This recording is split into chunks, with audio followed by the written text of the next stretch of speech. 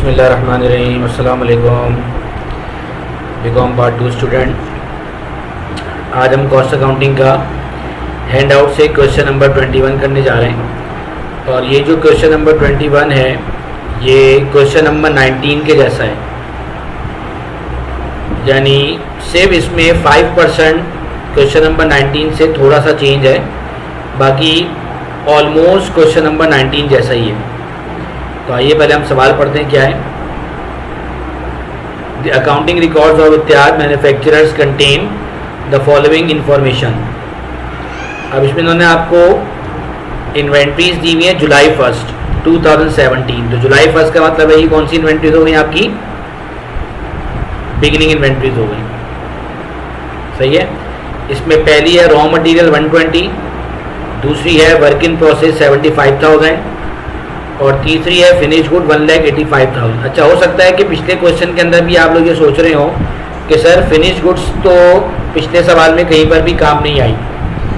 तो बेटा चूंकि हमें पिछले सवाल में स्टेटमेंट सिर्फ कॉस्ट ऑफ गुड्स मैन्युफैक्चर्ड का बनाना था, इसलिए हमें फिनिश गुड्स की ज़रूरत थी नहीं। और इस वाले क्वेश्चन में भी चूंकि हमें सिर्फ cost of finish goods manufactured का स्टेटमेंट बनाना है, तो इसके अंदर फिनिश गुड का काम होता नहीं है, तो इसलिए फिनिश गुड यहाँ पे भी हमारे लिए यूजलेस है। तो ज़रूरी नहीं है कि क्वेश्चन के अंदर हर चीज़ ही काम की हो, कभी कभी वो आपको कुछ इजाफी चीज़ें भी बता देता है। अगर वो आपके सवाल से रिलेटेड नहीं है तो आप उसको इग्नोर कर दीजिए। हाँ, अगर इनकम स्टेटमेंट हमसे पूछता तो जाहिर है पे फिनिश गुड का काम इनकम स्टेटमेंट में होता। तो ये तो हो गई आपकी बिगिनिंग। अच्छा, एंडिंग इन्वेंट्रीज बड़े डिफरेंट तरीके से दी हुई आज के सवाल में, और आज के सवाल का असल कॉन्सेप्ट है भी यही, क्योंकि सवाल ऑलमोस्ट वैसे ही सॉल्व होगा मिसिंग वैल्यूज की तरह जैसे कि क्वेश्चन नंबर 19 हुआ था। बट क्वेश्चन नंबर 19 में एंडिंग वैल्यूज ऐसे नहीं थी, बहुत सिंपल थी। एक तरफ बिगनिंग थी, एक तरफ एंडिंग थी। लेकिन आज के सवाल में जो एंडिंग इन्वेंट्रीज है ना, वो बड़ी इंपॉर्टेंट है, इसको जरा गौर से समझिएगा। तो देखिए आपको वही तीन चीजें नजर आ रही है, रॉ मटेरियल, एक वर्क इन प्रोसेस यानी गुड्स इन प्रोसेस और एक फिनिश गुड। अच्छा, अब मजीद यहाँ पर आपको तीन चीजें नजर आ रही है, रॉ मटेरियल, डायरेक्ट लेबर और FOH। अब आप जरा मेरी बात को गौर से समझिएगा। आपको याद है कि मैंने आपको एक सवाल करवाया था जिसमें मैंने आपको ये बताया था कि सम टाइम जो वर्क इन प्रोसेस का अमाउंट होता है ना, वो आपको बजाय पूरा टोटल देने के वो आपको ये बताता है कि वर्क इन प्रोसेस में कुछ मटेरियल है, कुछ लेबर है। अगर आप इसका FOH भी निकाल लें तो इन तीनों को जमा करेंगे तो ये हमारे पास वर्क इन प्रोसेस की मुकम्मल कॉस्ट आ जाएगी। आपको याद है हमने एक ऐसा सवाल किया था जिसके अंदर वर्क इन प्रोसेस को इन्होंने 3 हिस्सों में तकसीम कर दिया था, जिसके अंदर 2 हिस्से बताए थे, एक मटेरियल और एक लेबर।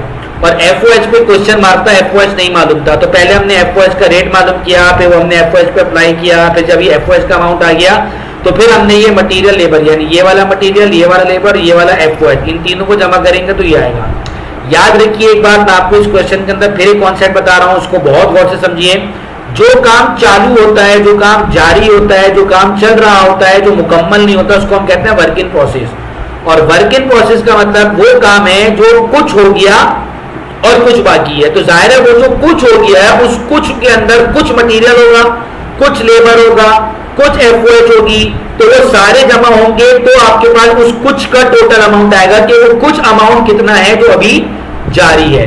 तो इसलिए मोस्ट ऑफ द क्वेश्चन वो आपको WIP एंडिंग का टोटल अमाउंट बता देता है। और कभी ऐसा होता है कि वो कहता है कि WIP में मटेरियल इतना है, WIP में लेबर इतना है, अब WIP में FOH तो खुद मालूम करो, फिर इन तीनों को ऐड करो तो ये WIP एंडिंग आ जाएगा। याद कीजिए जब हम statement cost of finish goods manufacture बनाते हैं तो सबसे आखिर में हम WIP एंडिंग माइनस करते हैं। और WIP एंडिंग अगर आपको क्वेश्चन के अंदर टोटल अमाउंट एक साथ गिवन है तो फिर तो आपको कुछ करना ही नहीं है, वो तो आपने डायरेक्ट माइनस किया, आपका आंसर आ गया। बट सम टाइम वो ऐसा करता है कि WIP को भी बाइफरकेट कर देता है, टुकड़े कर देता है। वो बताता है इसमें इतना मटेरियल, इतना लेबर, और कोई एक चीज छुपा देता है, कभी FOH छुपा देगा तो कभी लेबर छुपा देगा। इससे पहले वाले सवाल में भी FOH छुपाई थी और इस सवाल में भी FOH छुपाई है। तो अब हम यहाँ पे FOH मालूम कर लेंगे, फिर तीनों को ऐड करेंगे तो हमारे पास WIP एंडिंग की कॉस्ट आ जाएगी। इसका मतलब ये हुआ कि जब हम WIP एंडिंग तक पहुंचेंगे तो हमें WIP एंडिंग में भी क्वेश्चन मार्क लगाना पड़ेगा, क्योंकि जब हमारा FOH नहीं पता तो हम टोटल भी नहीं कर सकते। ये कॉन्सेप्ट मैं आपको एक सवाल में करवा चुका हूं।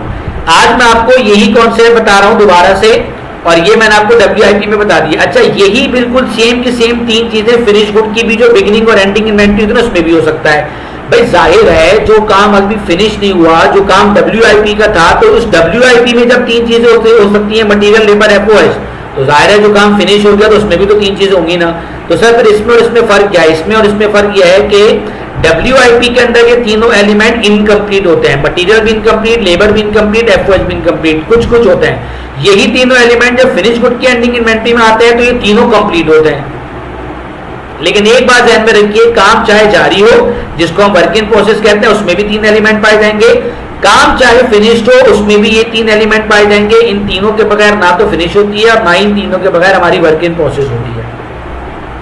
तो आज के सवाल के अंदर एक तो मैं दोबारा से पुराना कॉन्सेप्ट बता रहा हूं कि सम टाइम वो WIP एंडिंग का टोटल अमाउंट नहीं बताता, वो आपको WIP एंडिंग में इस्तेमाल होने वाला मटेरियल और लगने वाली लेबर बता देता है और FOH छुपा देता है। तो आप FOH मालूम कर लो, उसके बाद तीनों को ऐड कर लो, WIP एंडिंग का टोटल अमाउंट आ जाएगा। सेम यही चीज आज फर्स्ट टाइम आप फिनिश गुड में भी देख रहे हैं। सर आपने तो कहा था फिनिश गुड का कोई काम ही नहीं क्योंकि हम इनकम स्टेटमेंट तो बना ही नहीं रहा है। मैं बिल्कुल अभी भी इस बात पे कायम हूं कि फिनिश गुड का मेरा एज सच कोई काम नहीं क्योंकि हम इनकम स्टेटमेंट नहीं बना रहे, लेकिन ये मेरे काम आएगी। वो कब काम आएगी मैं आपको बताता हूँ।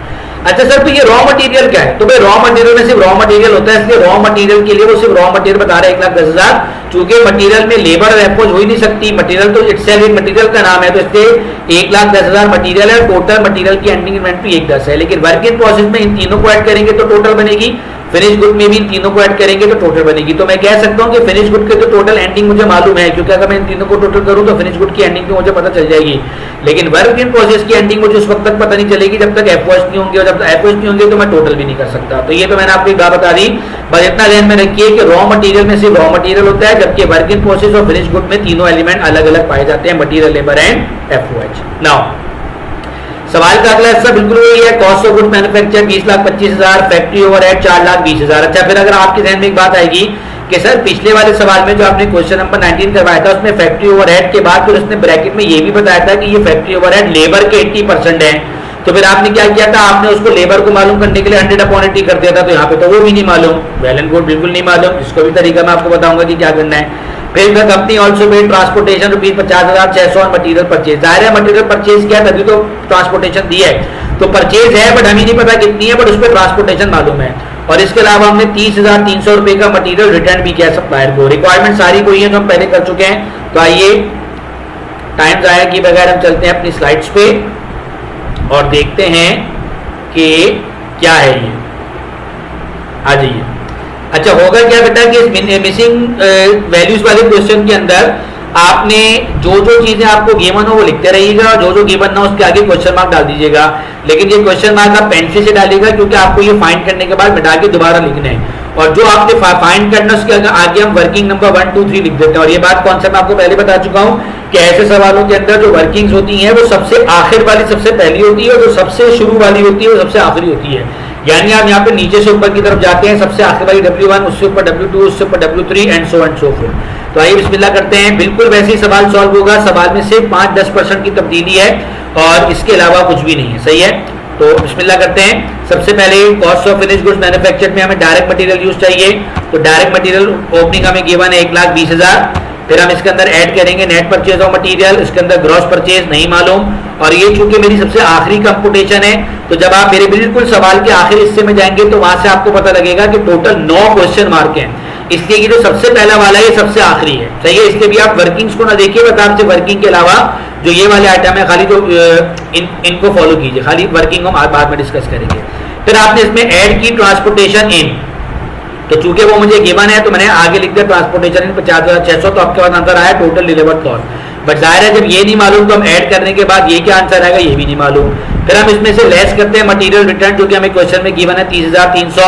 लेकिन स्टिल चूंकि मुझे ये नहीं मालूम कि what is our total delivered cost, तो मुझे फिर ये भी नहीं मालूम कि what is the net purchase of material, और ये नेट परचेज यहाँ गया।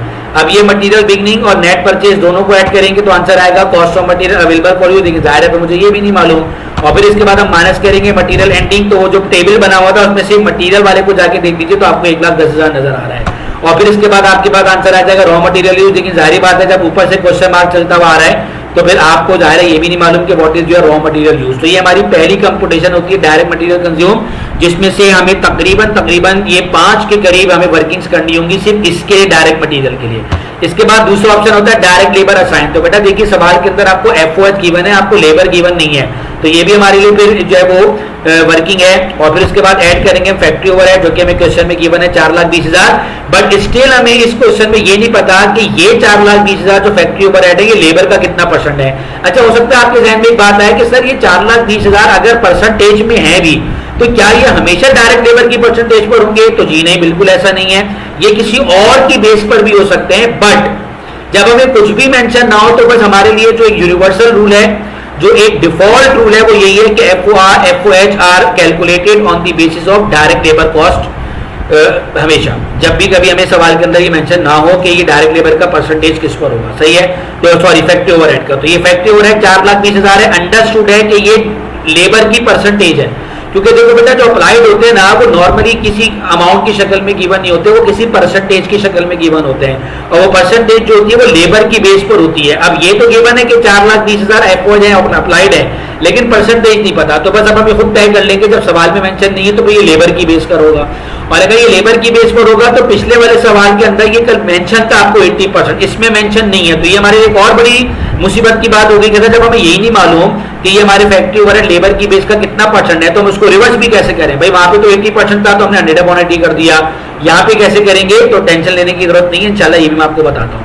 और फिर इसके बाद जब हम इन तीनों को ऐड करेंगे, material use, direct labour, effective overhead, तो हमारे पास आंसर आता है मैन्युफैक्चरिंग कॉस्ट, जो कि जाहिर है ये भी हमें नहीं मालूम। अब आइए आप अपनी नेक्स्ट स्लाइड पे, और हम वापस पिछली वाली स्लाइड से शुरू करेंगे। Manufacturing cost which was working number 3 हमें नहीं मालूम, फिर हम इसके अंदर ऐड करते हैं वर्क इन प्रोसेस बिगनिंग, जो कि आप अपने सवाल में जाके देख सकते हैं, ऊपर पहले पैराग्राफ में 75,000, तो ये आंसर है आपका total cost of goods in process which is also unknown and working number 2। और फिर हम लेस कर देंगे इसमें से वर्क इन प्रोसेस एंडिंग, जो कि नहीं मालूम, और याद कीजिए ये पिछले सवाल में हमें मालूम था, वर्क इन प्रोसेस एंडिंग हमें पता था, सही है ना, तो हमें तो इस सवाल में ये भी नहीं पता। बट मोस्ट इंपॉर्टेंट थिंग जिसके बगैर हमारा सवाल ही आगे नहीं बढ़ सकता, वो है हमारे सवाल का आखिरी हिस्सा which is cost of finished goods manufactured, और ये हमें सवाल में मालूम है 20,25,000। तो बेटा ये मेरे पास तो 2 स्लाइड्स में आया है, लेकिन आपने इसको पूरी एक ही पेज पे मुकम्मल करना है, क्वेश्चन मार्क को आपने पेंसिल से डालने हैं, और ताकि फिर बाद में आप आगे कर सके, सही है।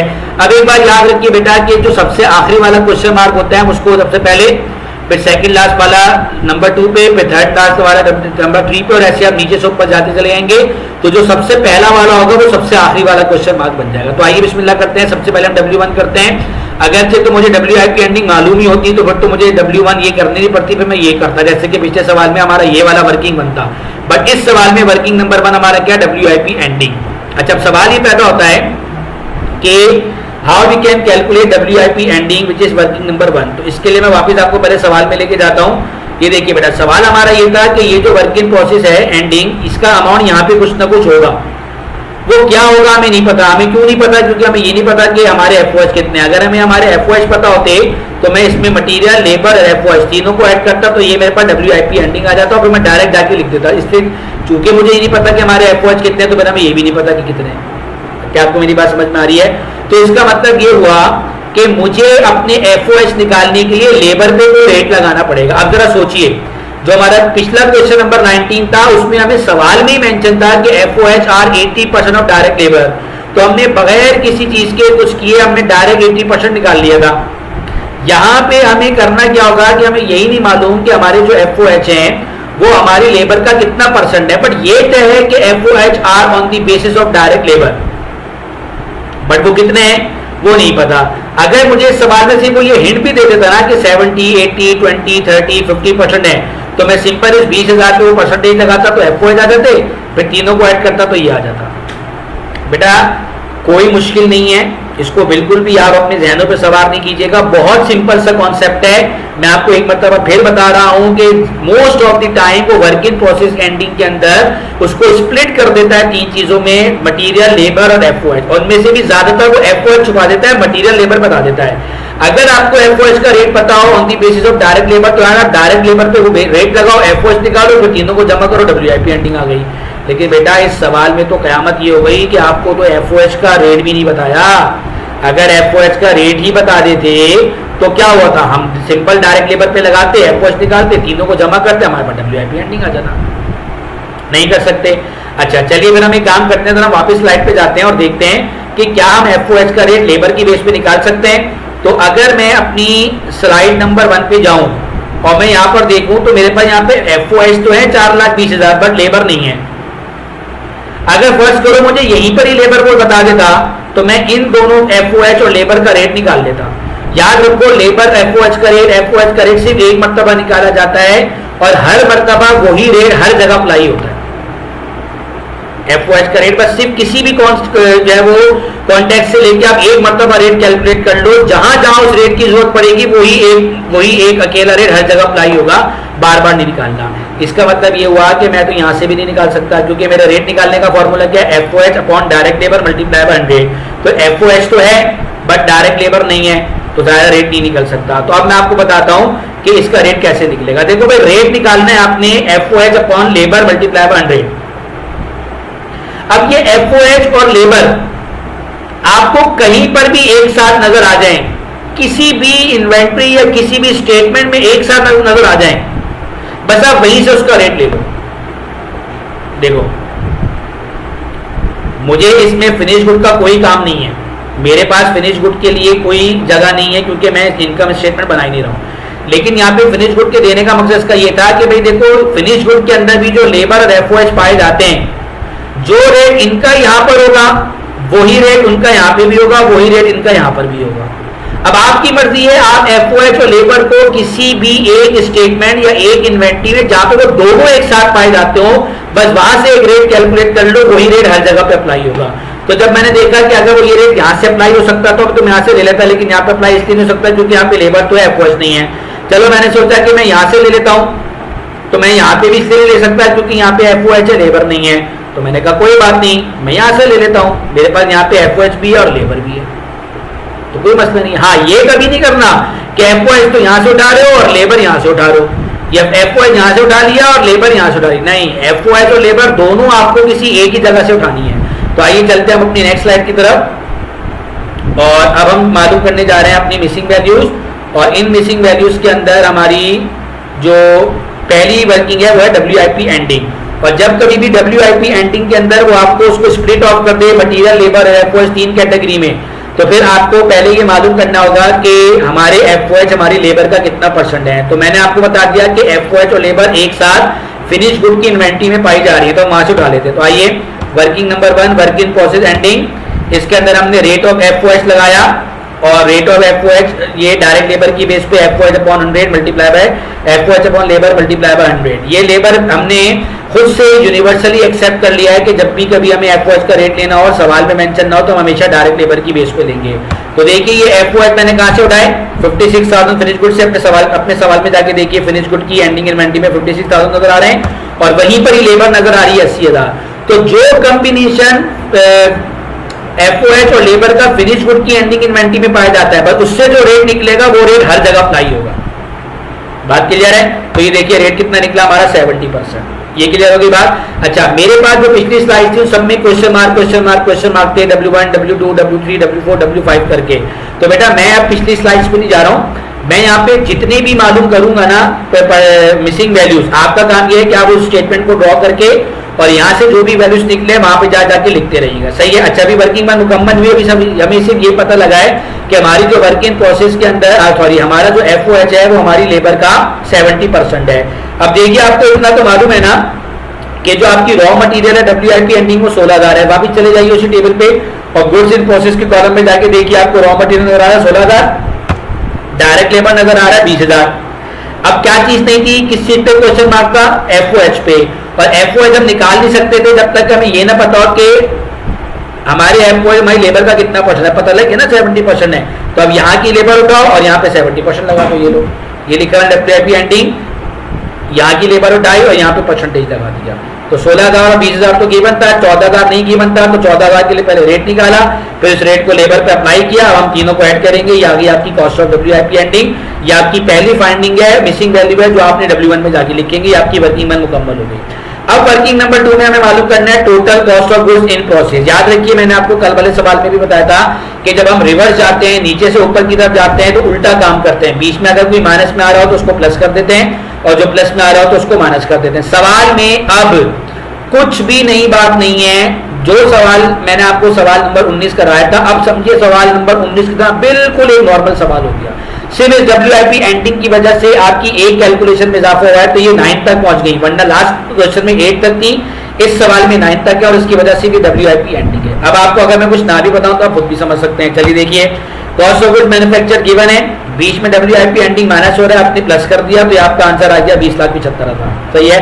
अब मैं डिटेल में नहीं जा रहा हूँ, ये जो फाइंडिंग्स आती है ना इसको आप लिखते रहिए, और मेरे स्क्रीन को चेंज करने से पहले आप चाहें तो उसका जो है वो एक तस्वीर भी ले सकते हैं, ताकि इसको आप जो है वो फौरन आप क्या समझते भी पाएं। आइए नेक्स्ट स्लाइड पे चलते हैं।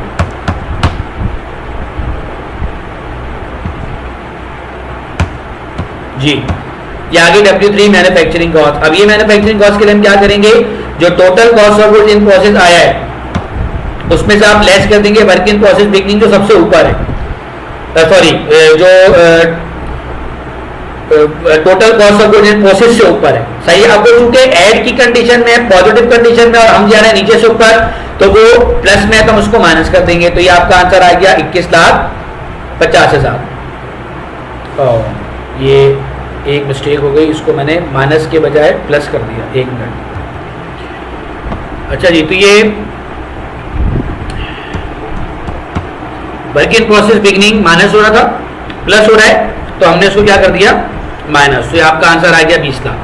फिर इसके बाद ऊपर जाएंगे तो डायरेक्ट लेबर असाइन मालूम करनी है। अब देखिए, हमें पिछले सवाल में क्वेश्चन भी बता दिया था कि हमारे जो FOH है वो लेबर के 80% है। इस सवाल में तो हमें कहीं नहीं मालूम, लेकिन याद कीजिए अभी थोड़ी देर पहले हमने ये मालूम किया था कि हमारी फिनिश गुड्स की जो इन्वेंट्री है वहां की लेबर और FOH का क्या रेट है। बस जो वहां की FOH और लेबर का परसेंटेज है वही यहीं पर भी पाया जाएगा। तो अब हमें पता लग गया पूरे सवाल के लिए अब एक ही परसेंटेज है FOH की, वो कितनी है, 70% ऑफ डायरेक्ट लेबर। तो अब जब हमें ये मालूम है कि हमारे FOH हमारी लेबर का 70% है और लेबर नहीं मालूम, तो याद रखिए अगर लेबर मालूम करनी हो तो हम FOH का अमाउंट लेकर रेट को रिवर्स कर देते हैं 100/70, और अगर लेबर गिवन हो FOH मालूम करना हो तो हम लेबर का अमाउंट लेते हैं और FOH के लिए 70/100 कर देते हैं। तो चूंकि यहाँ पे हमें लेबर नहीं मालूम तो हम उल्टा काम करेंगे, FOH का अमाउंट हमने लिया 4,20,000 और उसको हमने उलट कर दिया 100/70, तो ये आपकी लेबर आ गई 6 लाख। फिर इसके बाद हम मालूम करेंगे रॉ मटेरियल यूज W5। अब रॉ मटेरियल यूज मालूम करने के लिए हमने क्या किया कि जो मैन्युफैक्चरिंग कॉस्ट है, ये मैन्युफैक्चरिंग कॉस्ट 3 चीजों का मुरक्कब है, एक मटेरियल यूज जो नहीं मालूम, एक लेबर और एक FOH। तो ये देखिए, ये जो 20 लाख आपको नजर आ रहा है, ये 20 लाख मैन्युफैक्चरिंग कॉस्ट है, इसमें मटेरियल यूज भी है, इसमें लेबर भी है, इसमें FOH भी है। लेकिन मुझे सिर्फ इतना पता है कि मेरा जो लेबर है वो 6 लाख है और जो मेरा FOH है वो 4,20 है। तो अगर मैं इस 20 लाख में से इसको और इसको माइनस कर दूं तो जाहिर है जो बचेगा फिर वो क्या बचेगा, रॉ मटेरियल यूज। तो ये लीजिए, ये मैंने लेस कर दिया फैक्ट्री ओवरहेड और ये मैंने लेस कर दिया डायरेक्ट लेबर, तो हमारे पास रॉ मटेरियल यूज निकल कर आ गया कितना, 9,80,000। ये कितनी होगी हमारी वर्किंग 5। वर्किंग नंबर 6 में है cost of material available for use. तो ये जो आपने रॉ मटेरियल यूज निकाला था 9,80,000, अब वो जो ऊपर रॉ मटेरियल बिगनिंग है वो बेसिकली, सॉरी एंडिंग है, जो मटेरियल एंडिंग है वो बेसिकली माइनस में आती है। तो आप उसको चूंकि रिवर्स जा रहे हैं तो आप उसको क्या कर देंगे, ऐड कर देंगे, तो ये आपका आंसर आ गया 10,90,000। फिर इसके बाद अगली computation net purchase of material, इसके अंदर जो आपने अभी cost of material available for use निकाला है 10,90,000, ये 10,90,000 लेंगे और जो रॉ मटेरियल बिगनिंग है वो आपकी पॉजिटिव में, तो आप उसको उल्टा काम करेंगे, लेस कर देंगे, तो ये आपका आंसर आएगा नेट परचेज ऑफ मटेरियल। फिर इसके बाद टोटल डिलीवर्ड कॉस्ट, इसके लिए आपने नेट परचेज ऑफ मटेरियल लिया 9,70,000 रुपए और जो मटेरियल रिटर्न माइनस होता है आप उसको प्लस कर देंगे, तो ये आ गया आपका टोटल डिलीवर्ड कॉस्ट। और ये हमारी लास्ट जो है वो वर्किंग है ग्रॉस परचेज, और इसके लिए जो टोटल डिलीवर्ड कॉस्ट है 10,03,000 रुपए, इसके अंदर ट्रांसपोर्टेशन इन हम ऐड करते हैं, यहाँ पे ट्रांसपोर्टेशन इनको हम क्या कर देंगे, माइनस कर देंगे, और ट्रांसपोर्टेशन इनको जब हम माइनस करेंगे तो हमारे पास आंसर आएगा वो आ जाएगा 9,40,700। सही है जी, तो 9,49,700। तो ये हमारा एक क्वेश्चन था जो कि हमने जो है वो पिछले वाले सवाल की तरीके से सॉल्व किया, और अब आपको बहुत अच्छे तरीके से मिसिंग वैल्यूज के क्वेश्चन समझ में आ गए होंगे। अभी तक ये मिसिंग वैल्यूज आई थी हमारी सिर्फ statement cost of finished goods manufactured की, अब यही मिसिंग वैल्यूज अब इनकम स्टेटमेंट की भी आएंगी। तो मेरा आपको कहना यह है कि आप ज़रा इन 2 सवालों को बहुत अच्छे तरीके से इसकी प्रैक्टिस कीजिए और इंशाल्लाह इसको फिर हम मुलाकात करेंगे। अगर आप चाहें तो ये जो पहली वाली थी, इसकी हो सकता है आपने तस्वीर ना ली हो, तो आप इसकी एक तस्वीर ले लीजिए जल्दी से, ताकि आपको मुश्किल ना हो। सही है जी। तो इंशाल्लाह उम्मीद करता हूँ कि अब आपको ये कॉन्सेप्ट बहुत अच्छे तरीके से समझ में आ गए होंगे और पिछला जो कुछ भी कराया उसका भी रिवाइज कीजिए, रिकॉल कीजिए। इंशाल्लाह फिर अगले क्लास में फिर आपसे मुलाकात होती है। तब तक के लिए इजाज़त दीजिए। अल्लाह हाफिज़।